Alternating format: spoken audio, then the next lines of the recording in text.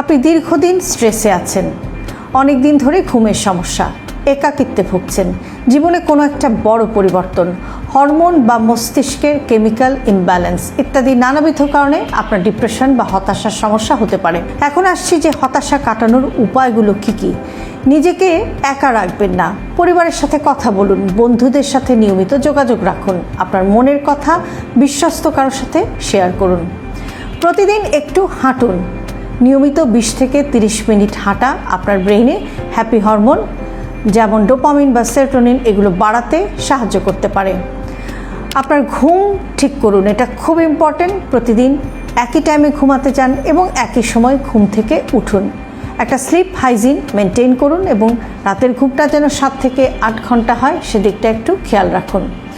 ঘুমানোর আধা ঘন্টা থেকে 1 ঘন্টা আগে সব ধরনের ডিভাইস, বিশেষ করে মোবাইল, কম্পিউটার এগুলো থেকে আপনি সরে যান, অর্থাৎ স্ক্রিন থেকে দূরে থাকুন।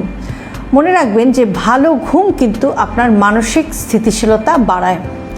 আপনি কি খাচ্ছেন সেটার দিকে একটু যত্ন নিন। আপনার খাবারে যেন প্রোটিন থাকে, শাকসবজি থাকে, মাছ থাকে, ফল থাকে, এগুলো একটু খেয়াল করুন।